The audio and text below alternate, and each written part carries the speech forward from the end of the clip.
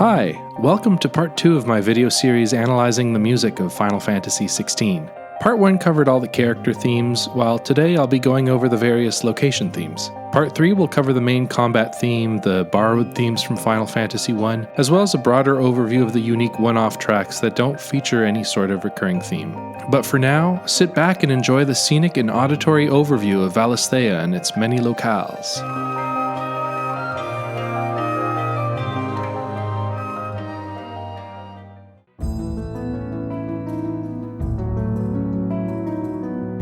The Grand Duchy of Rosaria is the birthplace of Clive and Joshua, so it is of little surprise that the opening arc of Final Fantasy XVI takes place here. The theme of Rosaria was written by Masayoshi Soken and shows up in 13 tracks, the most of any location theme. It is first heard and most noticeable in A Rose is a Rose, arranged by Daiki Ishikawa. This isn't my favorite arrangement of the Rosarian theme, but I think it does a good job conveying the dark, tragic destiny awaiting Rosaria. The nobility and somberness blend well together, even if I find the track is mixed and arranged a little too much towards the low end, resulting in something maybe a little bit more brooding than is necessary for the early hours of the game. There are two main parts to Rosaria's theme. The first part is a short ascending melody that is easily the theme's most recurring segment.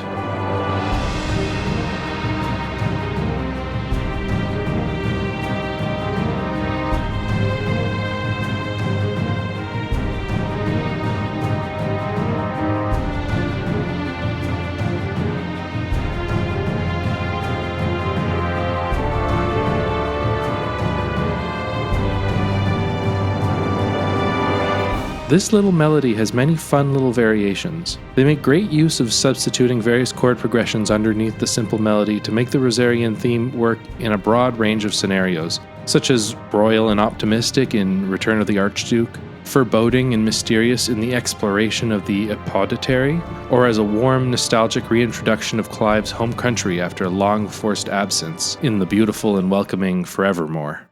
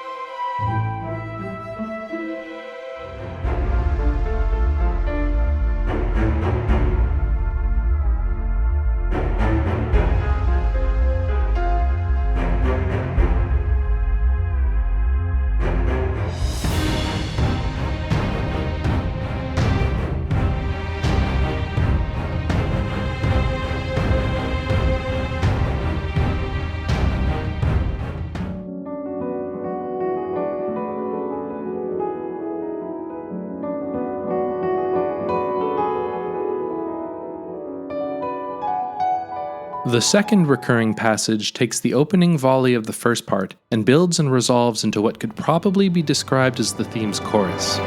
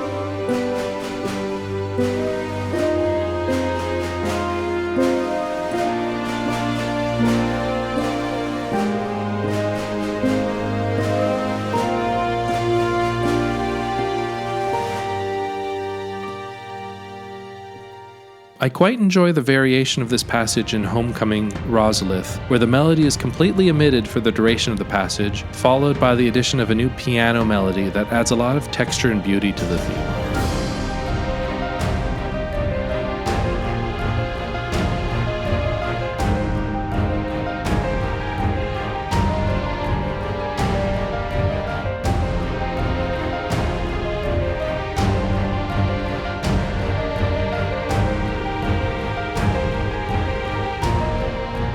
Another variation worth briefly singling out is in A Guest Most Welcome.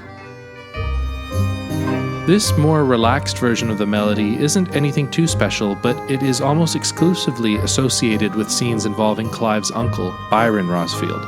I debated including this track in my part 1 video about the character themes, but since it is still just the Rosarian theme, as opposed to something truly unique, I decided against it. Also, pop quiz.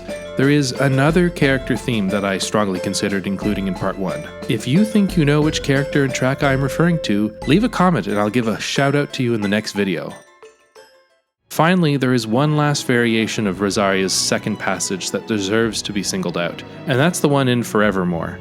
The melody and chord progression follows the same cadence as the many versions I've just highlighted, though the individual notes and tone give it a very different feel.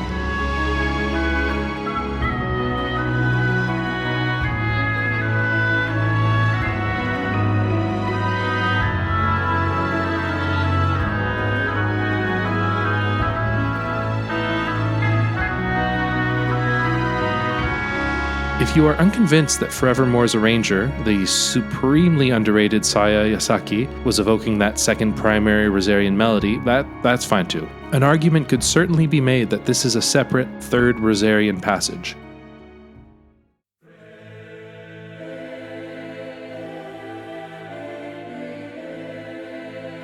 The second location theme is technically Stillwind, though there are 0 variations to this theme, and it is a location you can only visit once during the prologue, so there isn't too much I can say about it.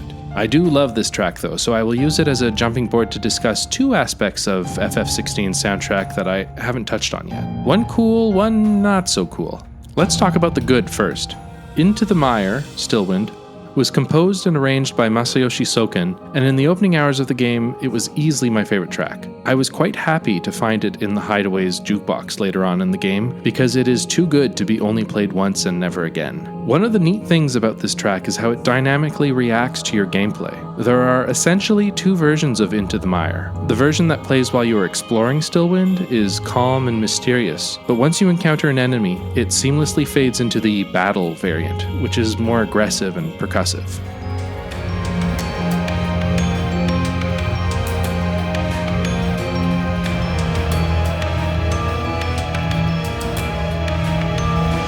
This means that the transition from exploration to combat is very smooth and satisfying.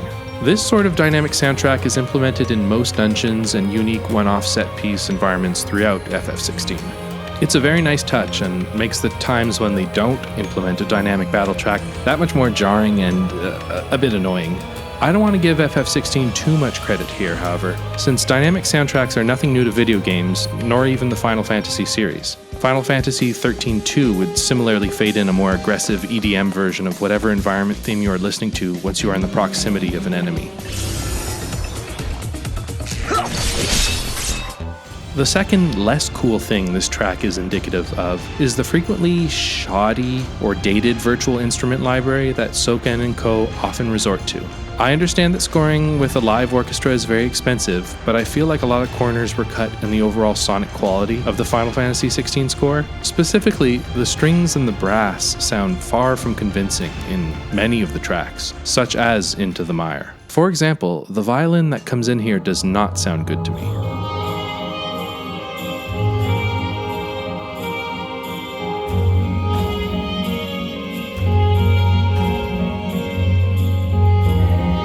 It's hiding behind a lot of reverb, which helps mask how harsh the attack is and tricks the ear into thinking there's more dynamism to the performance than there actually is. Compare this to the violin in Final Farewells, which is either a live violin or a substantially better virtual instrument than the one in Into the Mire.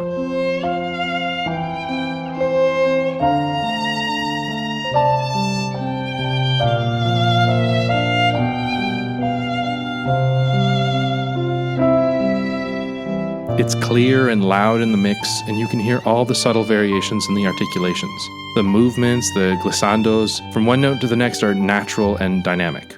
Into the Mire is far from the worst example of this in the game, largely because the underlying composition is so strong. But moments like those cheapen what should otherwise be a full slam dunk of a soundtrack. Live orchestras are expensive, and when you're having to arrange 200 tracks, I can understand cuts having to be made here and there. But I've also been playing a lot of Xenoblade Chronicles 3 lately, which is another long-in-the-making, big-budget JRPG with a 7-disc soundtrack, and pound for pound, the Xenoblade score just sounds so much richer.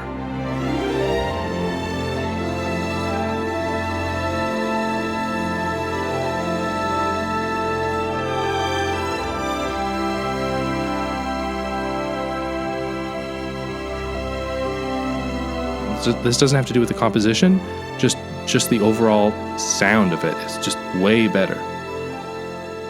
So it's a bit of a drag, but I'll live.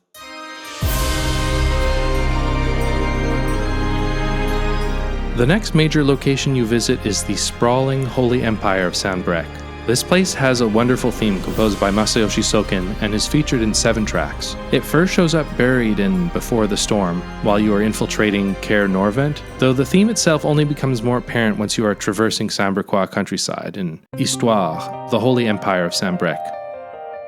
And this is the track I'll be using to cover its various musical passages. It was lovingly arranged by Masayoshi Soken, using a playful mix of spacious bell synths, lead woodwinds, acoustic guitars, vocal chants, and a slightly comical trumpet. It's really excellent. I counted 4 discrete parts to the Sanbreque theme, though only 2 of them are prominently featured in the other Sanbreque tracks. The first passage is a very hummable melody that showcases a surprisingly soft and gentle side to a mostly villainous empire.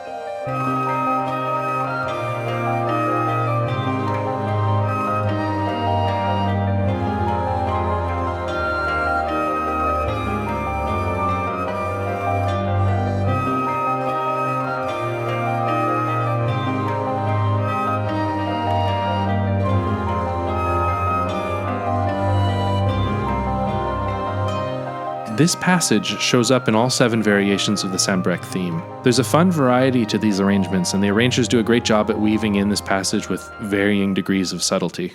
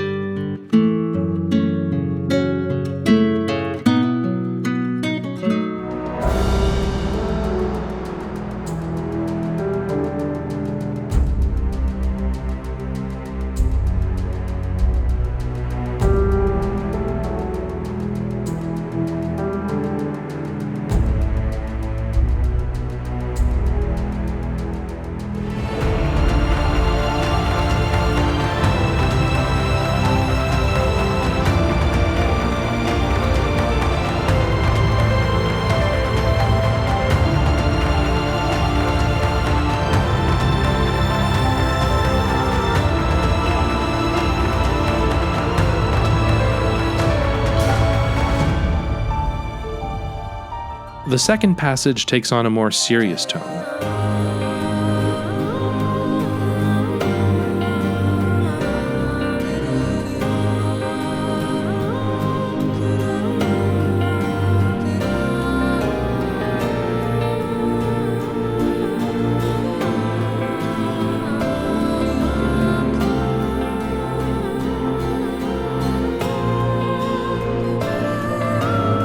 This section also shows up in all Sanbreque variants, and seems to be of equal importance in invoking Sanbreque, with many of the tracks leading with this section instead of the previously covered first passage.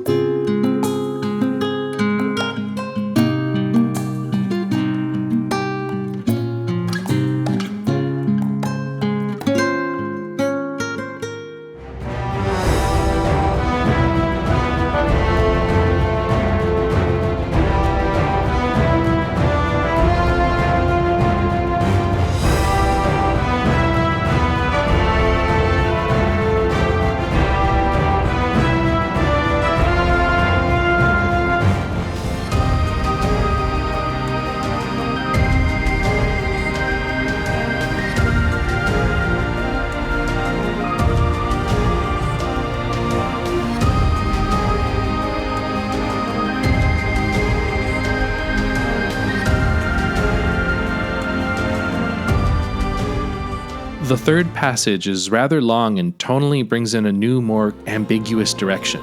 It is disarming and playful.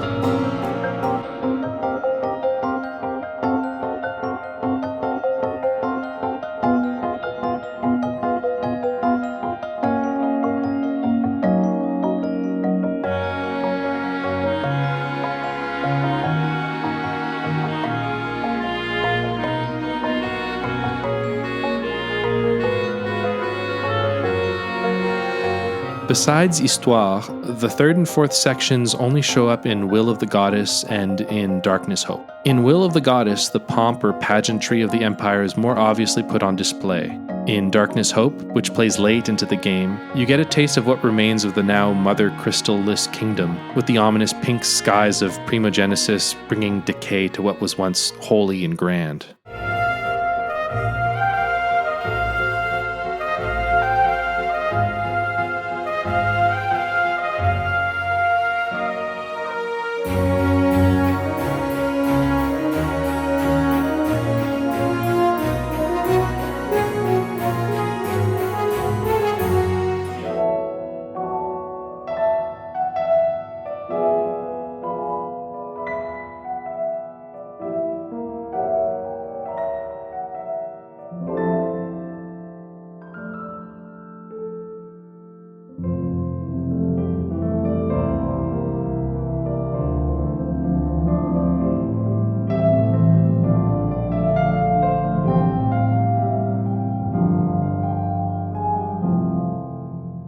The last passage is my favorite, mostly for how jarring it feels.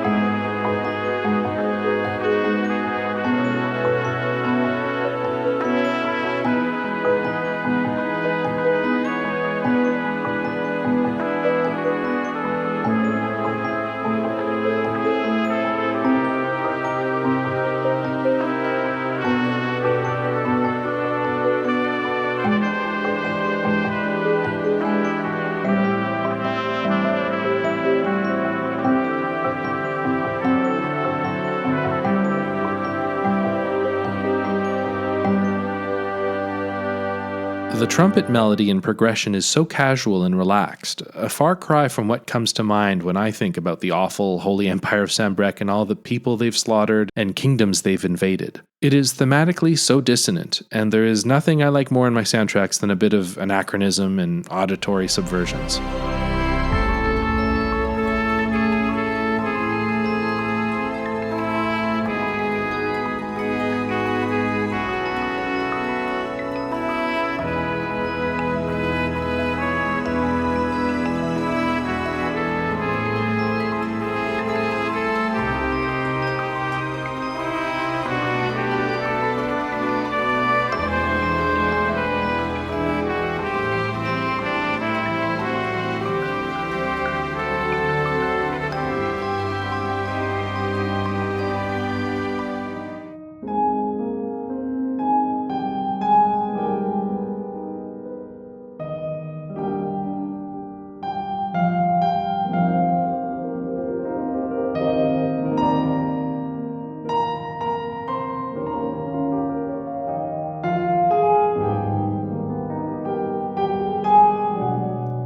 It also feels a bit like a murderous empire writing their own theme and trying to paint themselves as very friendly. Or maybe it's supposed to represent the hope and optimism that Prince Dion Lesage might someday bring to the kingdom? Who knows, but any piece that provokes such questions is good in my books.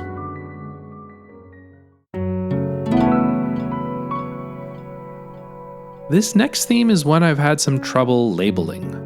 It was written by Masayoshi Soken and shows up in several locations. You first hear it in Lovely, Dark and Deep while exploring the Great Wood with Cid on their way to Lostwing to meet up with Gav and company. Later on it shows up in Brothers outside of Caer Norvent when you and Cid run into Gav a second time. The third time you hear this melody is in the track Whitewater, where you and Cid are exploring King's Fall, trying to find Gav. Once you do find Gav, it plays again in A Long Way Down as Clive saves Gav's life. So, what is this theme? Is it Gav's theme? Did I mess up by not including it in my part 1 video? I don't think so, since its most prominent version, Lovely Dark and Deep, features just you and Cid, no Gav at all. And when you finally do meet Gav for the first time, this theme is nowhere to be heard. The two primary locations this theme plays are the Great Wood and Kingsfall, both very much luscious forested environments. So maybe it is more of a general Sambrec wilderness theme? The other strong constant I can pick up is a certain brotherhood or camaraderie kinship between Clive and lads, specifically Cid and Gav. I'm hesitant to call this a brotherhood theme per se, since it is completely absent in scenes involving Clive's literal brother, but I feel okay calling this a general camaraderie and or wilderness theme. Or maybe let's call it Boys in the Woods. I don't know, this is getting off the rails. Anyhow, however you slice it, this is an excellent theme and one of my favorites. I'll use Lovely Dark and Deep for our analysis. This track was beautifully arranged by Daiki Ishikawa, who has done a lot of work on many of the location tracks throughout Final Fantasy XVI. The first passage is a simple introductory piano line, somewhat evocative of some of Jill's theme's piano variants.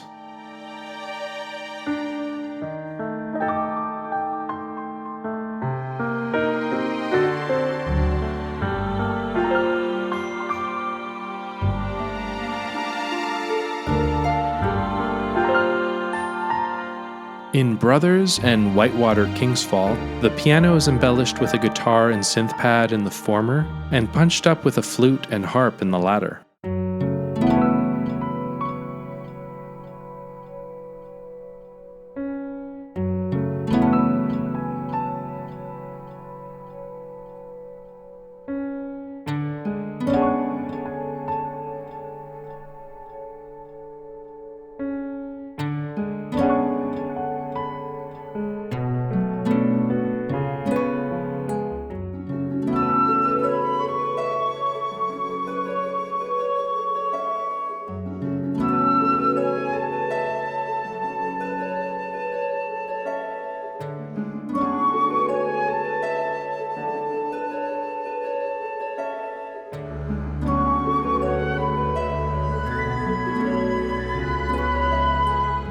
The second passage is the verse of sorts.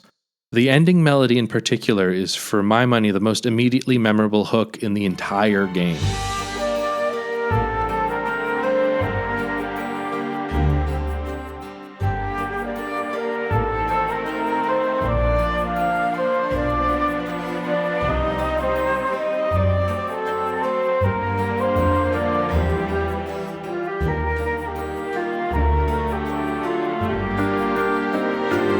The Brothers and Whitewater variations are exceedingly similar to one another. I don't think I need to play both of them, but the version from A Long Way Down is quite different and worth highlighting.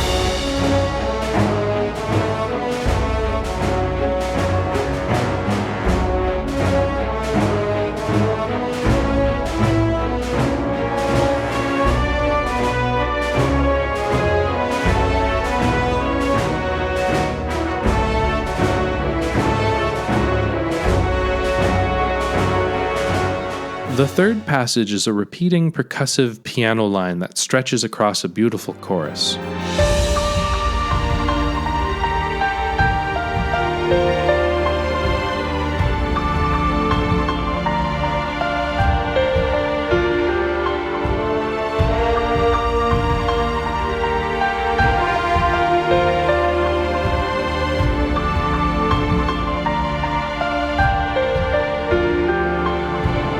I should mention that Lovely Dark and Deep is one of the tracks with a dynamic battle arrangement that really ramps the tension with driving percussion, strings, and brass when engaging enemies.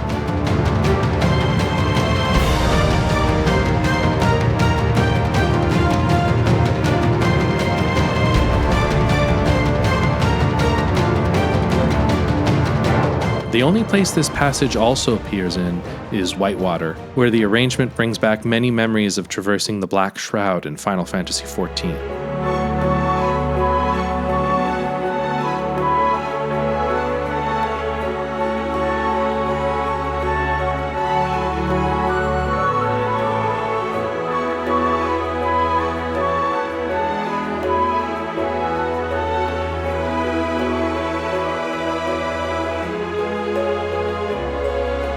The final passage is a lot of fun, bringing in a female vocal layer, an accordion, and more sweeping strings.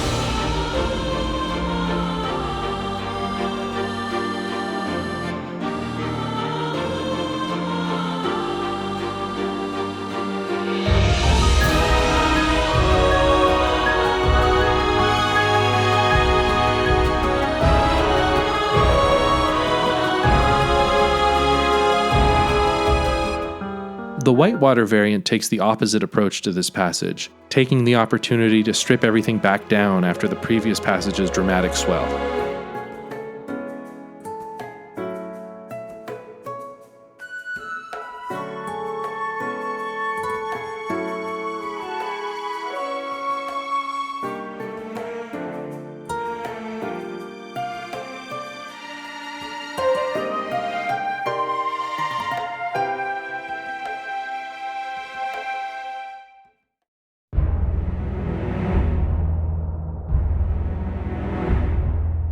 Next up is the Iron Kingdom. Not to be a broken record, but guess what? I love this theme too.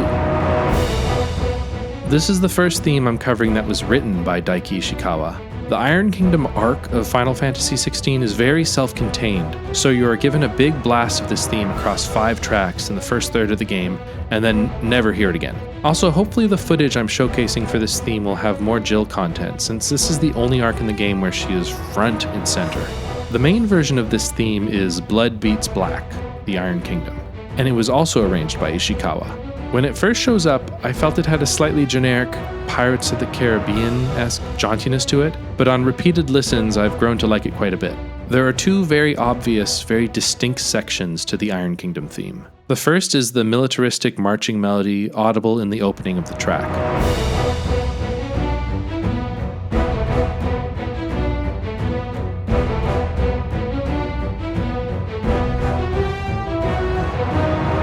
The Iron Kingdom tracks are fun because even though they are quite brief in the grand scheme of things, the arrangements are quite playful. The moment when you arrive near the heart of Drake's Breath and the organ kicks in is very memorable to me. And Fire and Ice drops the melody but doubles down on the rhythm, turning it into a menacing boss fight.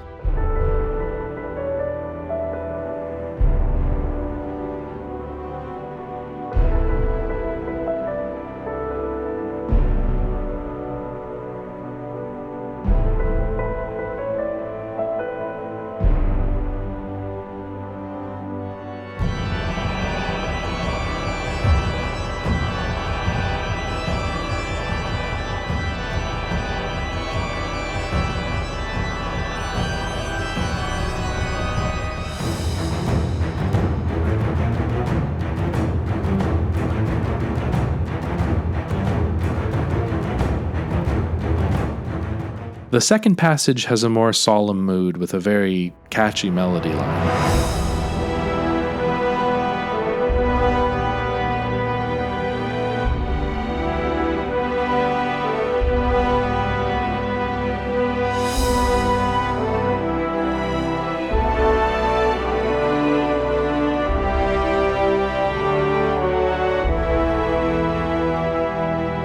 It's a nice little hook that encapsulates a lot of the kingdom's sadness. Jill is a victim of the Iron Kingdom's terror, and I would have been happy if little nods to this second passage had been tucked away inside Jill's theme to further strengthen that connection.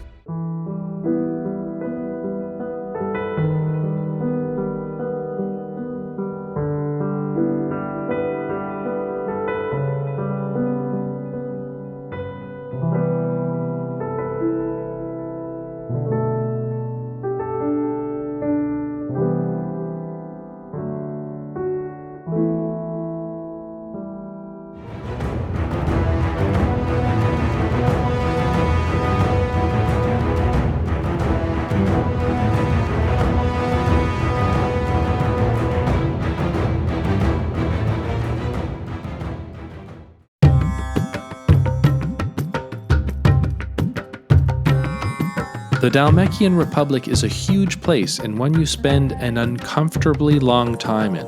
Honestly, if I close my eyes and think back to what were the most tedious moments across my journey in Final Fantasy XVI, several sauntering sandy sequences come to mind. Luckily, the location theme is solid. Well, maybe not great, but there are some memorable passages to it. The Dhalmekian theme is featured in 8 tracks and was composed by Masayoshi Soken and Takafumi Imamura. From my count, it has 3 main passages, and I find it fun to wonder who composed what. The first 2 parts have a more generic Hollywood writing Middle Eastern music feel, while the latter passage is more adventurous and sprawling. My completely uninformed guess is that Imamura, the understudy, is likelier to have towed the line with the safer, less inspired passages, while the emboldened veteran sound director Soken was allowed to go a bit more outside the drawing line with the expansive third passage. But that is entirely my haphazard conjecture, so if you quote me on that, you are likely to get mocked by someone much smarter than me. I will be using Sand and Stone, which was arranged by Takafumi Imamura, as the basis for my analysis. The first passage hits you right off the bat with sitars and tabla-like percussive instruments.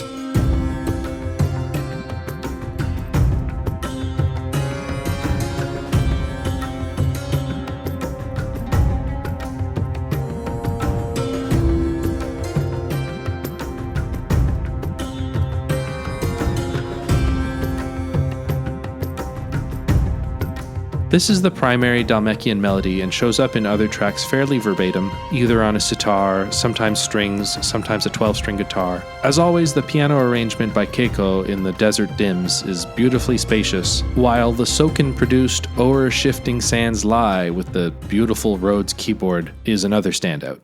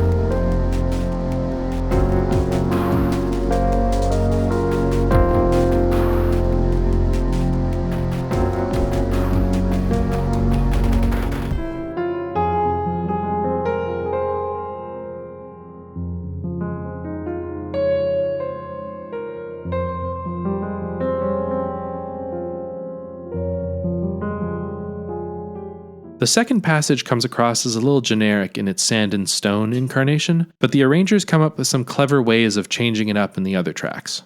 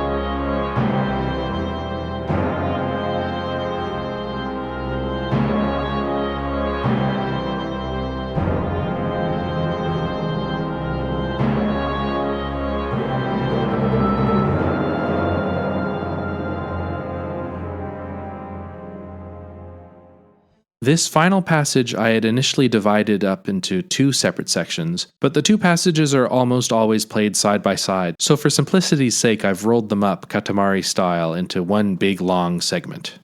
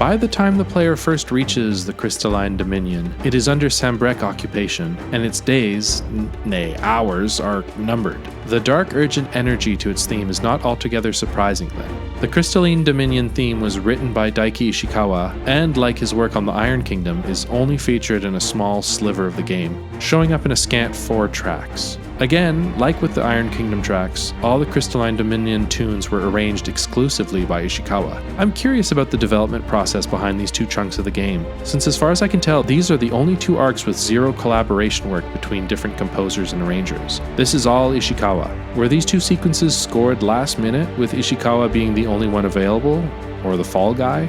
Or maybe is Masayoshi Soken, who is credited not just as the main composer but as the music director on the project, perhaps he was setting up Ishikawa as a potential successor, or as someone ready to establish themselves as a primary composer for future projects. I imagine this is likely just a budget timing thing, but it's always fun to speculate. I will be using the excellent Facets of Rage, Drake's Tale, to showcase the 3 main musical passages in the Crystalline Dominion theme. This track opens with a triumphant melody.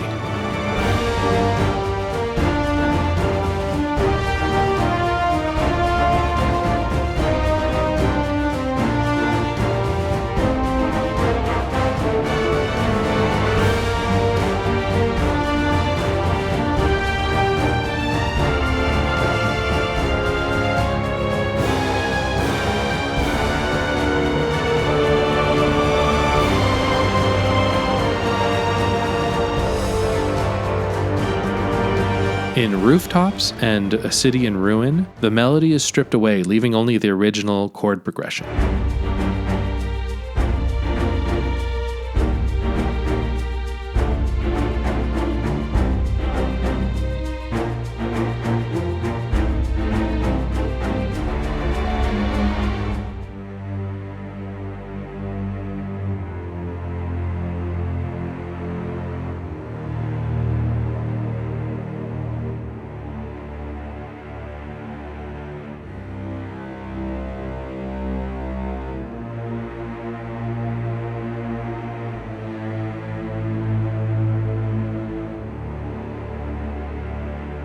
In Dreadworm, you can hear the melody again in a lonelier context. But also, when I first started analyzing this track, I mislabeled it. Take a close listen to it and see if anything seems funny about it to you.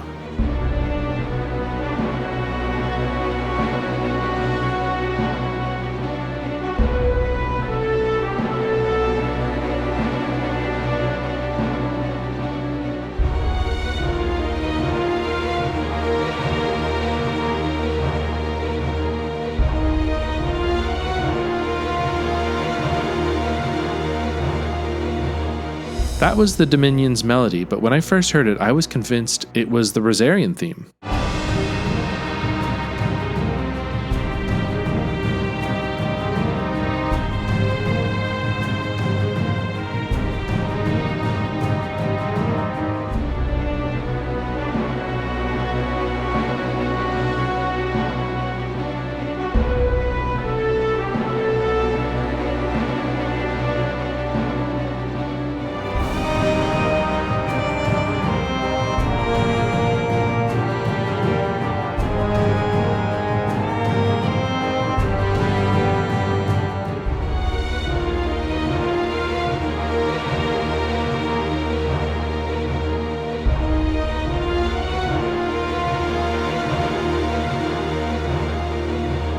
At the time, I didn't have a good grasp on what exactly the Dominion leitmotif was, so I chalked it up to Annabella Rosfield is a prominent character in a lot of these scenes, so maybe that's why they're using the Rosarian theme. Anyway, my bad. Though I feel like it goes to show that the Crystalline Dominion theme is maybe not the most original theme in the game. Similarly, when I first heard the strings ostinato in Dreadworm, it reminded me so much of the penultimate boss fight in Final Fantasy VII Remake.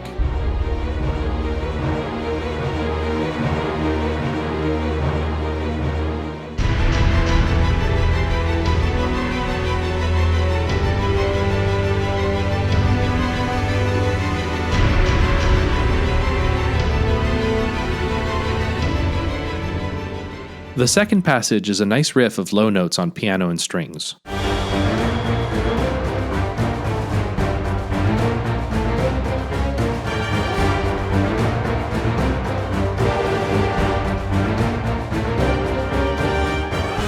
Rooftops is the only other track that reuses the second and third passage.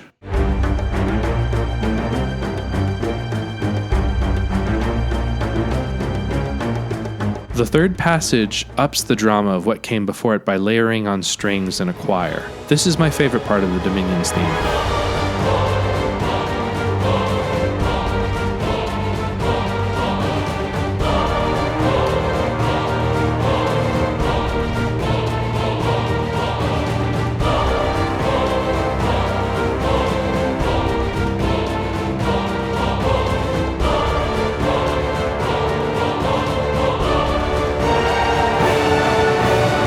The Rooftops arrangement takes the opposite approach by stripping back the rhythmic elements and highlighting a solemn piano.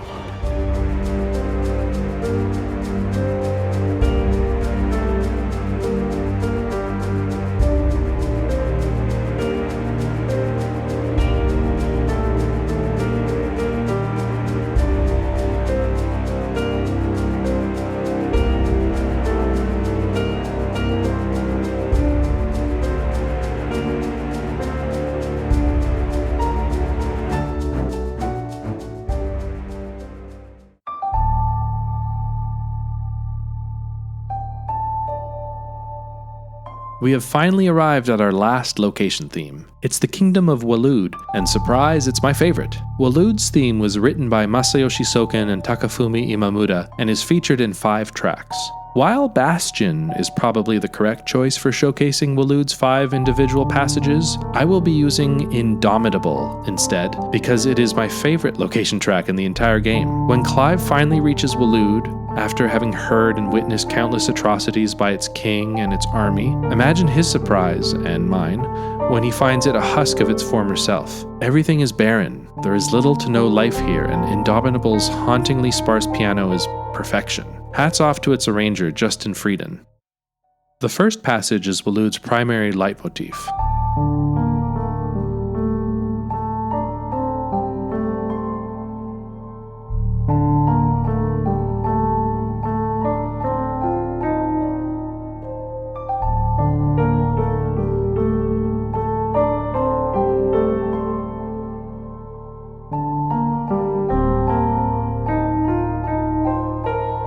It is fairly unassuming, but the arrangers use it in various contexts to bring out dread, sadness, or as a rallying cry.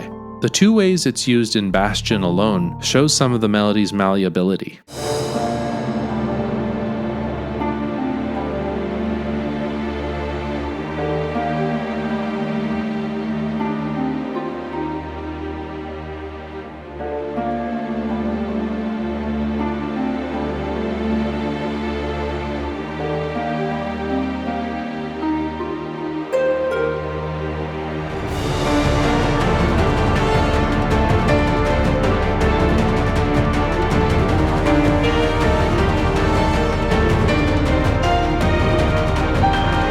I am also partial to the version that shows up in the sci-fi-ish Heavens Bound Reverie, though it is well implemented in all the Waloedian tracks.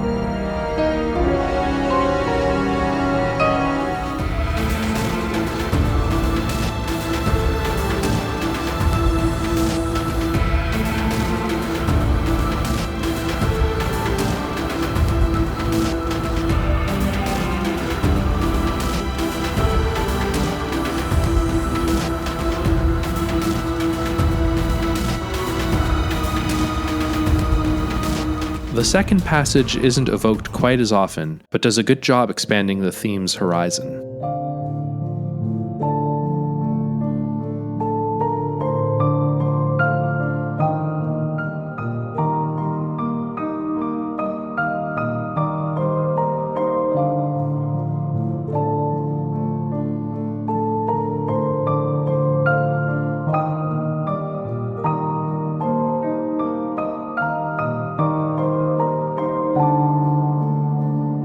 Morning's version is nothing to write home about, but I find Bastion's combat variant shakes a bit of life into it.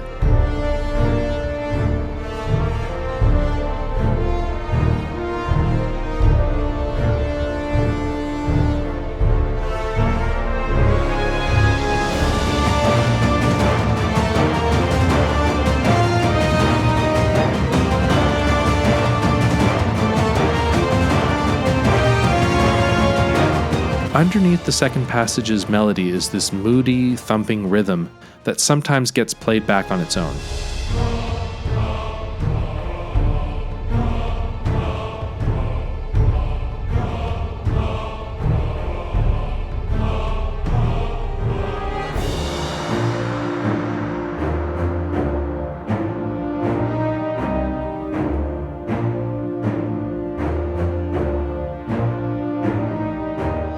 Sometimes it's subtler, such as having a male choir tucked in the mix of Heaven's Bound.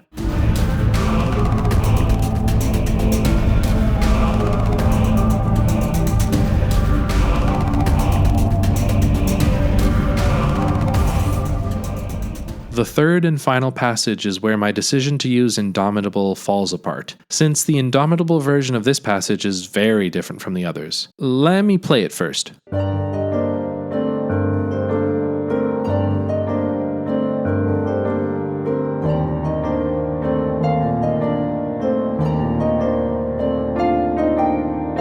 It's a fast little melody on the piano and the harp, but in the other three tracks it has been dramatically slowed down. I mean, more specifically, the Indomitable version is the outlier and has been greatly sped up, but you get my point. Let me start by slowing it down a bit before playing the other versions.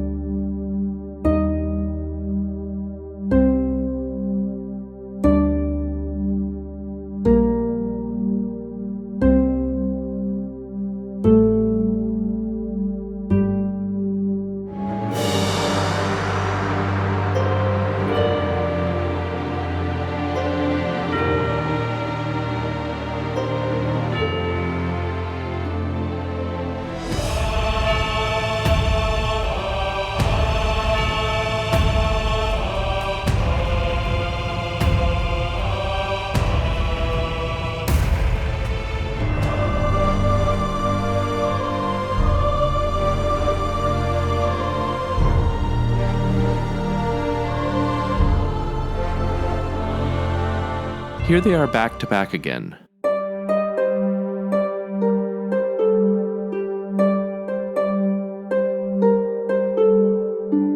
Clearly the melodies are not identical, but I think the connection is plenty apparent. Or is it just me? And with that, we have finished part 2 of my 3-part series on the music of Final Fantasy XVI. Most of these location themes are understandably not as catchy or dynamic as the character themes, but I think there is some solid, occasionally brilliant work here as well. Please look forward to the third and final part of this video series, where I will be going over a grab bag of things that I couldn't fit into these 2 videos, such as the main battle theme and its many permutations, the homages to Final Fantasy I, and an overview of some of the more memorable one-off tracks that aren't repeated themes. Until next time, thank you and have a nice day.